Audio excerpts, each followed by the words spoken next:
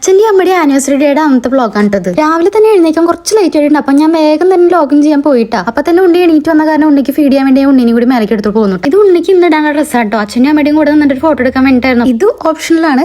ഇതാണ് ടോട്ടൽ ഞാൻ പ്ലാൻ ചെയ്യുന്ന ലുക്ക്. അങ്ങനെ നമുക്കൊരു ഫോട്ടോ കിട്ടി. എന്നിട്ട് വേഗം പോയിട്ട് ഞാൻ എന്റെ മോർണിംഗ് ബ്രേക്ക്ഫാസ്റ്റ് കഴിക്കാൻ ചോദിച്ചിട്ട് അത് കഴിഞ്ഞ് ഞാൻ വേഗം പോയി കുളിച്ച് റെഡി ആയി വന്നു. കാരണം വീട്ടിൽ കുറച്ച് ആൾക്കാരൊക്കെ വരുന്നുണ്ട്. വേറെ ആരും അല്ലാട്ടോ, അജീഷ്ണുവിന്റെ കുറച്ച് ഫ്രണ്ട്സ് ആണ്. അപ്പൊ എന്റെ ഫ്രണ്ട്സിനെ ആരും വിളിച്ചിട്ടില്ല. അങ്ങനെ അവരൊക്കെ വന്നു. നമ്മൾ കേക്ക് കട്ടിങ്ങിന്റെ കാര്യത്തിലേക്ക് കടന്നു. അവർ കൊടുന്ന കേക്കായിരുന്നു. ഞാൻ കേക്ക് മേടിക്കണമെന്ന് വിചാരിച്ച് റെഡി ആയതാണ്. പക്ഷെ പെട്ടെന്നായിരുന്നു ഇവർ കേക്ക് കൊണ്ടുവന്നത്. അപ്പൊ ഇതൊക്കെയായിരുന്നു ജിഷ്ണുവിന്റെ 2 ഫ്രണ്ട്സും ഒരാൾ ഫ്രണ്ടിന്റെ അനിയത്തിയാണ് കേട്ടോ.